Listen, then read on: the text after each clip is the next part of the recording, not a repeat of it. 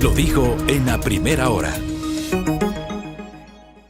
Los comentarios, por la interacción que como siempre tenemos con ustedes a través de nuestras diferentes alternativas. Ustedes están justamente en la posibilidad de escuchar nuestro espacio de noticias a través de nuestras frecuencias en señal abierta en 18 de las 24 provincias del país.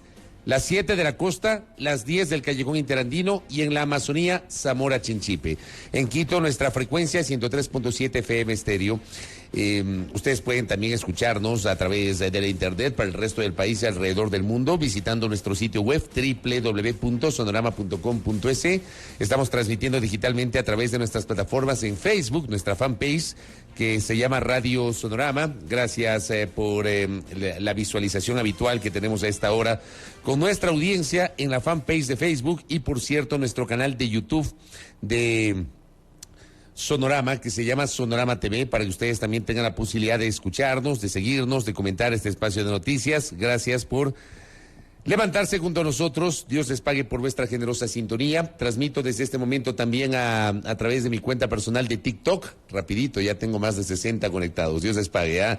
Fabricio Vela B es mi cuenta donde está mi live, mi transmisión en vivo en TikTok. Gracias por sumarse a este esfuerzo informativo e igualmente transmito a través de mi cuenta de Instagram, ¿no? Muchas gracias a quienes ya se han conectado muy temprano a esta hora de la mañana para escuchar el comentario sin rodeos. Bueno, creo que es pertinente, como corresponde, orientar nuestra opinión del día de hoy a los episodios del último fin de semana. Primero, expresar el testimonio de este periodista, de quienes hacemos a primera hora, de quienes somos parte de Sonorama, de nuestra estación, con las provincias afectadas por este durísimo movimiento telúrico que, según el gobierno, fue catalogado como terremoto. Esto lo dijo el presidente de la República en su intervención la noche del sábado en Cuenca. El presidente estuvo acompañado del vicepresidente Alfredo Borrero, del ministro de Gobierno Henry Cucalón, del ministro del Interior Juan Zapata y de otras autoridades. Y el presidente señaló que por la magnitud de este movimiento telúrico, de este movimiento sísmico, se ha catalogado como terremoto, ¿no? 6.6 grados de magnitud es lo que se ha dicho por parte de las autoridades. Así que es inevitable que evidentemente nosotros nos solidaricemos con la gente de estas provincias. El epicentro fue en Balao, la provincia del Guayas, cantón de la provincia del Guayas, pero afectó fundamentalmente, con mucha fuerza, a la provincia de El Oro, particularmente a Machala y a Puerto Bolívar, y a la provincia de Azuay. Esto provocó 13 fallecidos, 11 en la provincia del Oro y 2 en la provincia de Azuay. Actualizando justamente la información, porque en principio se dijo 13, luego a la medianoche del sábado, amanecer domingo, se dijo 14, y al día siguiente, domingo, se dijo que hubo un error y que son finalmente 13 fallecidos. ¿Cuál es el balance del terremoto del 18 de marzo? 13 fallecidos. Portal Primicias trae a colación este tema.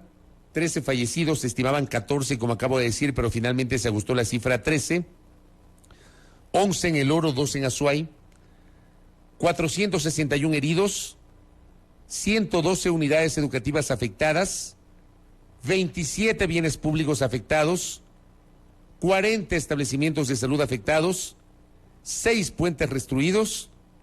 Y 192 viviendas afectadas. 89 totalmente destruidas. Y las provincias que sintieron con mayor fuerza el rigor de este terremoto: El Oro, Guayas, Azuay, Cañar, Loja y Santa Elena. Pero por supuesto se concentró con mayor fuerza en El Oro y en Azuay, más allá de que el epicentro fue en el cantón Balao, en la provincia del Guayas. Sismo de una magnitud de 6.5 a una profundidad de 44 kilómetros y a una distancia de 29.12 kilómetros del cantón Balao, en la provincia del Guayas. Es un cantón pequeño que tiene 30,000 habitantes. Algunos detalles que cita Primicias. En Puerto Bolívar, entre las edificaciones emblemáticas que se destruyeron, está el antiguo y remodelado muelle de cabotaje de la parroquia de Puerto Bolívar, un ícono de los orenses, lugar turístico y gastronómico que acabó hundido. En Machala, en varios edificios se registraron afectaciones, el edificio Expredesur, el de la municipalidad, el del gobierno de la provincia, la gobernación y en el cerramiento del Coliseo 3000. También el hospital Teófilo Dávila sufrió afectaciones, sus paredes quedaron cuarteadas.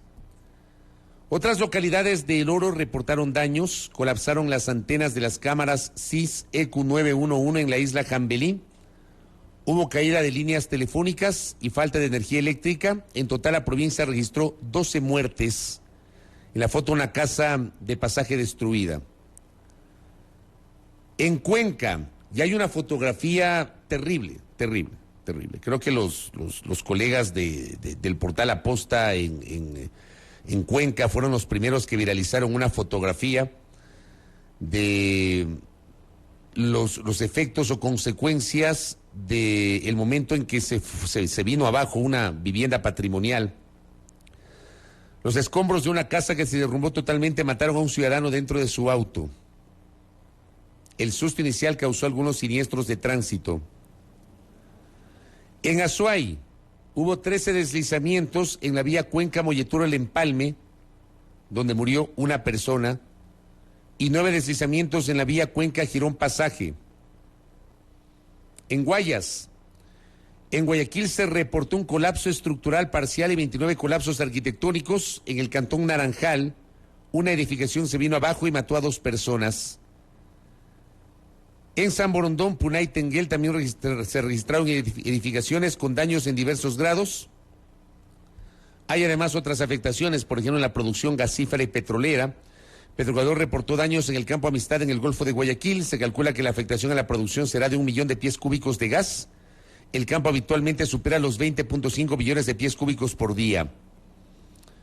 Y la producción petrolera, el terremoto ocasionó una falla en el Sistema Nacional Interconectado, lo cual afectó a los campos Aucas, Xuxufindi, Libertador, Palo Azul, Agua Agrio e Indillana. Petroecuador reportó ayer, 19 de marzo, un descenso en la producción. Faltaron 17.400 barriles de petróleo, justamente por el fallo eléctrico que se ha confirmado por parte de las autoridades, provocado por el evento telúrico del último fin de semana. Pero vamos un poco más allá, luego de revisar justamente estas cifras, y una vez más expresar nuestro testimonio de solidaridad. Les alerto, vamos a hablar más adelante con el alcalde de Machala, Darío Macas, y luego hablaremos con el gobernador de Azuay, Matías Abad, en el curso de nuestra agenda de entrevistas hoy, para conocer cómo están los machaleños, cómo están los orenses. Sé que en El Oro y particularmente en Machala tenemos una gran audiencia con nuestro espacio de noticias. Yo recibo permanentemente mensajes de gente que está en sintonía de este espacio. Mi colega Felipe Pesantes es uno de ellos, también Yane Olmedo, que generalmente se conecta a nuestro espacio, igualmente, y aporta e interactúa. Sé que están bien y claro, sabemos de la audiencia que tenemos allá y obviamente también en la provincia de Azuay. Nuestro testimonio de solidaridad una vez más con ellos. Pero es inevitable otra vez, y digo, es la historia de este país, ¿no? Llover sobre mojado, hablar sobre la reacción y no sobre la prevención. Una vez más, uno revisa, por ejemplo, imágenes de lo ocurrido este fin de semana, imágenes que se viralizaron. Yo traté en mi cuenta personal de Twitter de no compartir imágenes porque me parece a mí que hay que estar seguro de lo que se comparte. Las imágenes llegaban muy rápido y les voy a poner un ejemplo. El sábado muy temprano en la mañana amanecimos con la noticia de que la creciente del río Blanco se llevó el puente que conecta el cantón La Concordia con Puerto Quito, en el límite donde colindan las provincias de Pichincha con Santo Domingo con Esmeraldas. Usted, al kilómetro 166, ¿no? Usted está a punto de llegar a la Independencia y ahí hay un puente. Ese puente se fue llevando el río y esa parte está incomunicada. Y se viralizaron pues imágenes de la creciente del río. Y se viralizó una fotografía del supuesto momento que se lleva el río el puente. Y no era, ese momento no correspondía a Ecuador ni correspondía a este año. Era una imagen de otro país del año 2022, pero se viralizó esa imagen. Esa imagen mucha gente cogió y la posteó sin estar seguro. Ese es el riesgo, lamentablemente, de lo que llega a WhatsApp o de lo que se revisa en Twitter muchas veces. Entonces es complicado tratar de verificar qué mismo, ¿no? Hubo otra imagen que se viralizó, ¿no? Que supuestamente había una afectación en el proyecto hidroeléctrico Toachi-Pilatón, cosa que fue luego desmentida por las autoridades. Un video allí que igualmente se viralizó. Mucha gente lo hace sin obviamente confirmarlo y cree lo primero que le llega. Entonces hay que ser muy rigurosos en lo que se revise, en lo que se llega, en lo que llega, en lo que se publica, ¿no? Y antes de publicar estar seguros. Yo por eso, en lo personal, me negué a difundir mayores imágenes, sino aquellas de las cuales estuve seguro. Por ejemplo, hay una imagen que me llegó, cortesía del canal de televisión Majestad Televisión de Santo Domingo, una imagen amplia donde se ve justamente el sitio donde estaba el puente, y ese puente obviamente colapsó por la creciente del río. Así que hay que ser muy rigurosos en eso.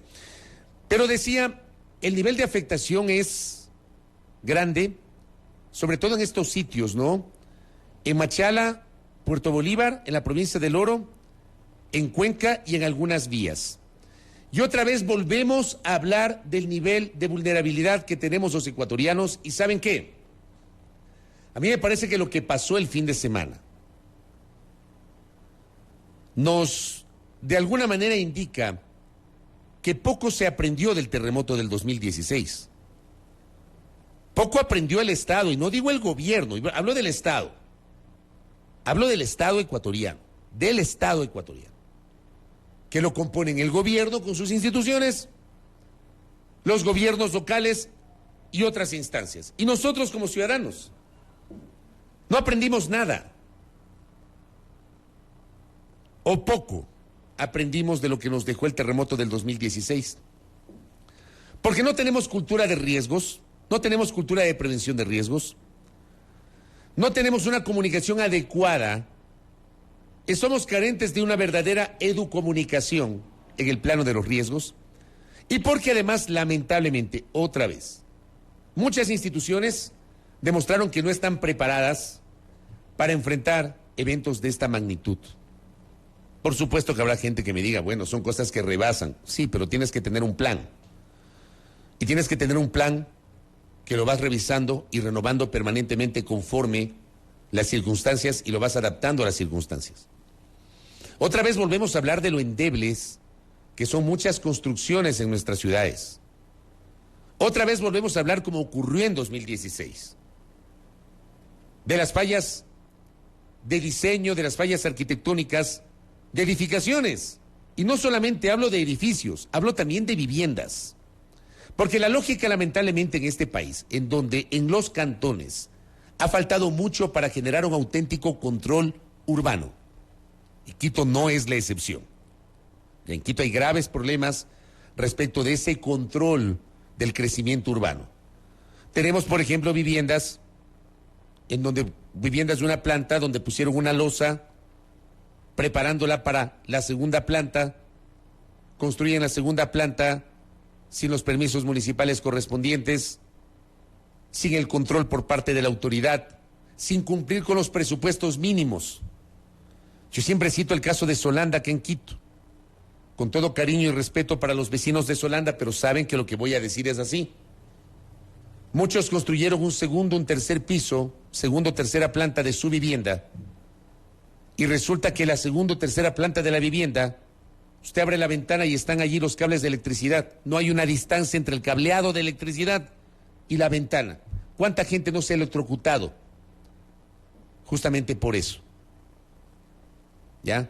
¿Cuánta gente? De esto se habló en 2016.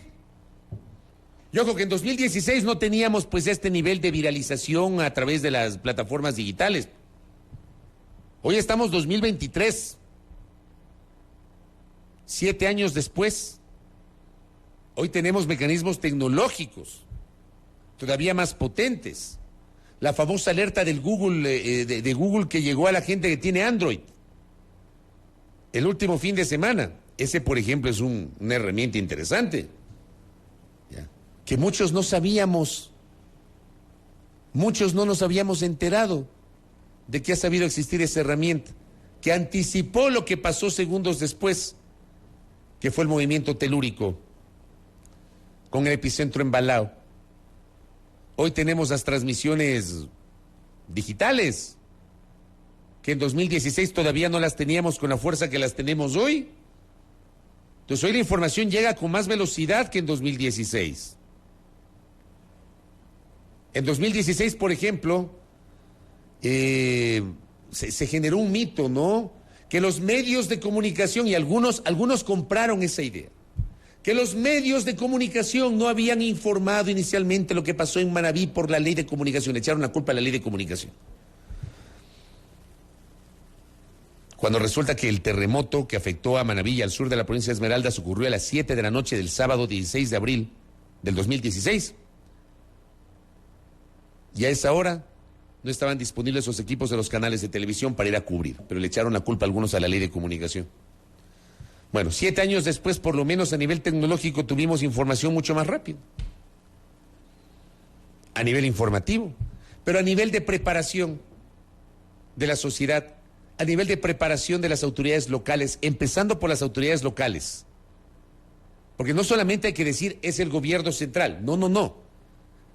El sector más cercano, el nivel de gobierno más cercano a la comunidad son los gobiernos locales, las alcaldías, las municipalidades. Primeritos son ellos, primeritos. ¿Ya? Mi pregunta es, ¿qué aprendimos? Y les invito a hacer una reflexión con cabeza fría y a todos a hacernos un mea culpa. ¿Cuántos de nosotros aprendimos algo de 2016? De la famosa mochila de emergencia, del plan de evacuación. ¿Cuántos tenemos un plan de evacuación en nuestros hogares? ¿Cuántos sabemos qué tenemos que hacer en el momento de un movimiento telúrico?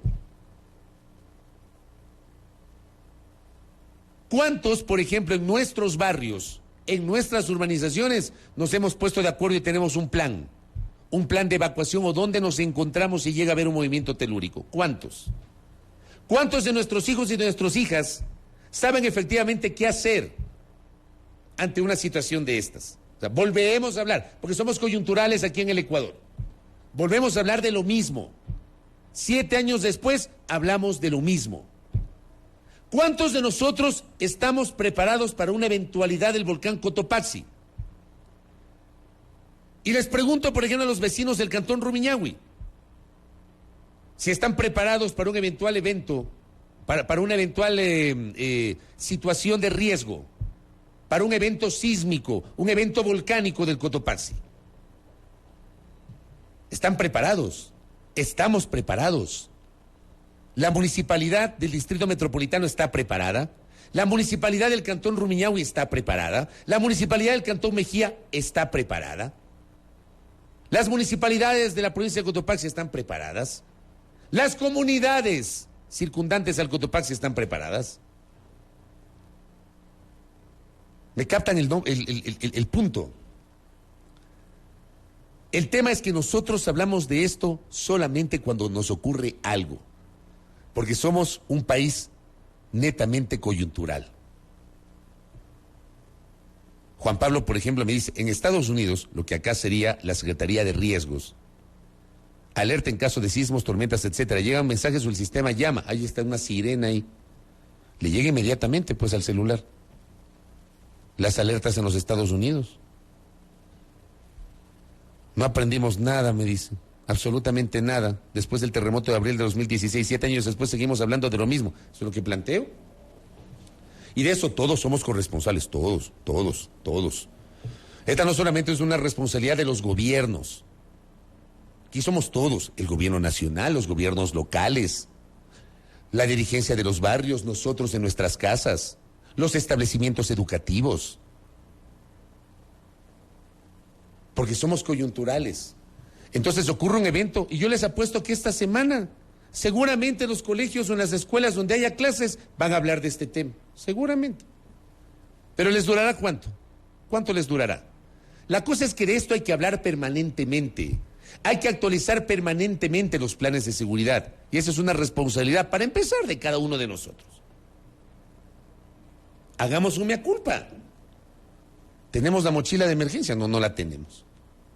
tenemos la linterna, tenemos los alimentos no perecibles, tenemos listos. Hemos hablado con nuestro entorno sobre qué hacer el momento de un evento telúrico. No lo hemos hecho. Me dice Tamara desde Europa. Acá todos los primeros lunes de cada mes a mediodía las sirenas se escuchan y se reciben mensajes en los teléfonos como mecanismo de seguridad. Vea, ¿por qué no aprendemos de esas experiencias de otros países y las adaptamos al Ecuador? Así debería ser, ¿no les parece?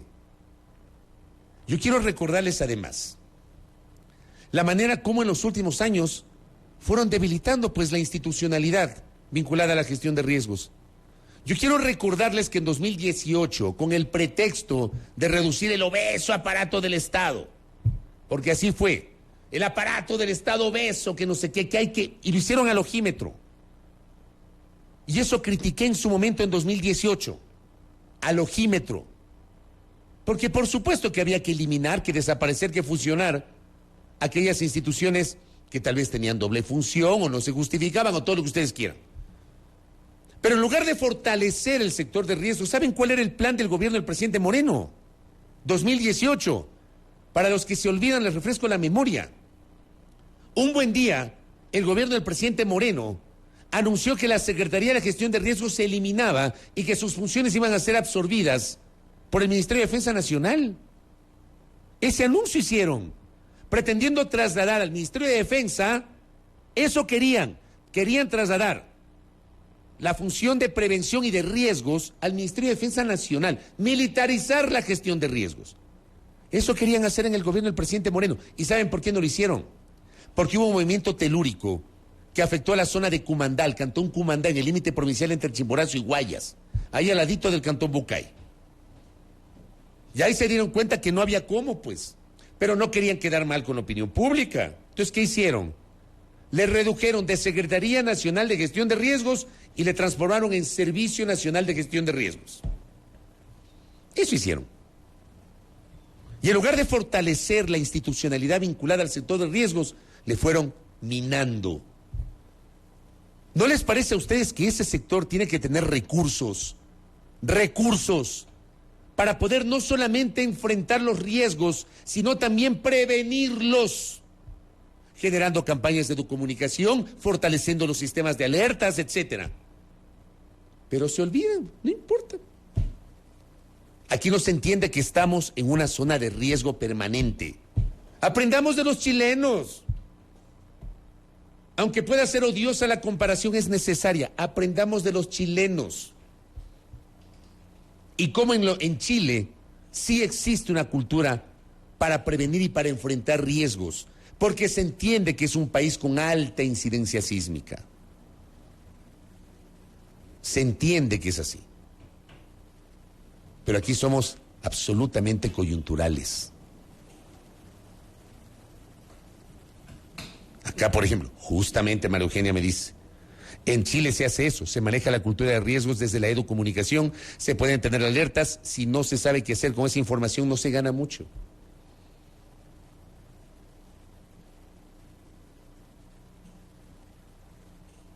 Acá, por ejemplo, qué buen aporte, gracias a la persona que me escribe, algo por lo menos me dice, le agradezco por este mensaje. El Ministerio de Educación ha establecido simulacros mensuales con los estudiantes desde años atrás. Qué bueno saberlo. Ya. Punto para el Ministerio de Educación. Carita feliz para la ministra Brown. Punto para la ministra Brown con este mensaje que acabo de recibir. Me parece muy bien. Ojalá que eso se haga en todo lado. Porque me encantaría saber si esto que me escriben, que el Ministerio de Educación ha establecido simulacros mensuales con los estudiantes, es permanente y se lo hace a nivel nacional. Me encantaría saberlo. Me encantaría. Si es así, qué bueno. Y de antemano, felicitaciones al Ministerio de Educación, si es así. Me dice Santiago Carrera, que me escribe desde Cotopaxi. Los gobiernos locales no cuentan con planes de desarrollo y ordenamiento territorial adecuados, contratan a cualquiera y no generan análisis de gestión de riesgos con propuestas efectivas. De igual manera, los planes de uso y gestión de suelo no son difundidos y cuando lo hacen, la población no los respeta. En Machala, desde 2020 se impulsó un modelo de desarrollo y contemplaba gestión de riesgos. Eso ayudó a mejorar la reacción y pese a que falta mucho por hacer, es la muestra de la importancia de generar planificación integral. Gracias, Santi. Javi Orellana, que me escribe desde Azuay, le envío un abrazo. El caso de Saruma, en el momento del socavón había un funcionario para toda la zona alta del Oro. ¿Qué tal? Momento del socavón el año anterior. Socavón que, por cierto, no fue provocado por ningún fenómeno natural, sino porque a vista y paciencia de todo el mundo hacen actividades de minería ilegal en Saruma. Ricardo Rivas, a quien le envío un abrazo igualmente, fiel oyente de nuestro espacio. Chile, todo evento público empieza dando e indicando las zonas de evacuación y protocolo a seguir en casos de terremoto, temblor o tsunami. Aprendamos de eso.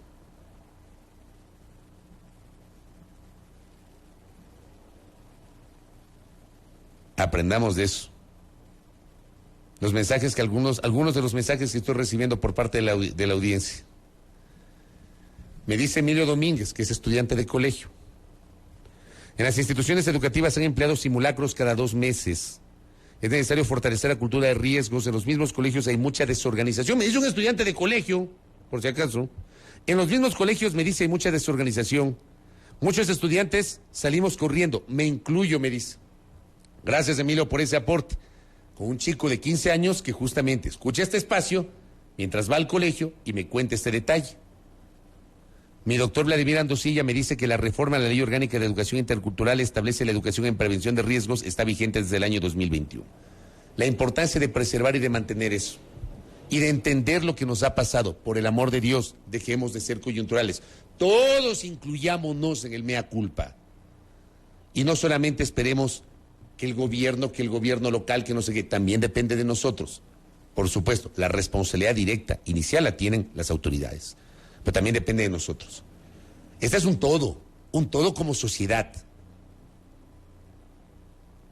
Aprendimos poco de 2016. ¿Cuánto vamos a aprender de 2023? ¿Cuánto aprendimos del 16 de abril del 2016? ¿Y cuánto vamos a aprender del 18 de marzo de 2023? ¿Cuánto tiempo nos va a durar el hablar de este tema? ¿Cuánto tiempo nos va a durar la solidaridad? ¿Cuánto tiempo? ¿Cuánto tiempo vamos a empezar a hablar de la necesidad de la educomunicación y de la cultura de riesgos? ¿Cuánto tiempo nos va a durar? Debería durarnos permanentemente. Activarnos cada 2 meses, cada 3 meses, no sé, lo que los especialistas consideren. Pero que haya evidentemente un manejo permanente.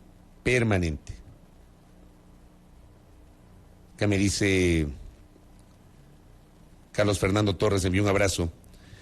Me dice, es verdad, el Ministerio de Educación pide a las instituciones educativas hacer los simulacros, lo cual es bueno, pero faltan guías, instructivos y acompañamiento para que los simulacros sean efectivos y fortalezcan las capacidades de reacción en emergencias.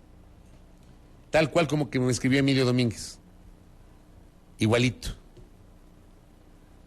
Nahuel Mendoza, replica lo que funciona, trae expertos de Chile y evita más muertes, ahí tienen la prevención.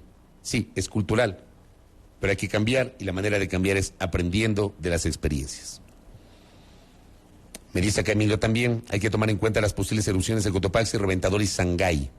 Es importante reforzar en lo volcánico y en lo sísmico, todo cultura de riesgos. Una vez más, cierro el comentario, solidarios como el que más, con mi gente del Oro, con mi gente de Azuay, con mi gente de Guayas, con mi gente de Cañar, con mi gente de Loja, de todas esas zonas que se vieron afectadas, a meterle ñeque, a meterle ganas, a salir adelante. Creo que la imagen más emblemática del último fin de semana fue aquella fotografía tomada, no sé quién es el autor de esa fotografía que se viralizó, que se ve un padre con su pequeña en medio de los escombros de su vivienda, salvando la vida de su pequeña. Esos son los milagros y las cosas que brindan esperanza. Pero junto a la esperanza, debemos ayudarnos nosotros como sociedad a entender que este es un país de riesgo, que es un país de alto riesgo sísmico, de alto riesgo volcánico, y que es fundamental reforzar la cultura de seguridad. 7:13 en la mañana. Primera plana. Todas las noticias, todas las voces.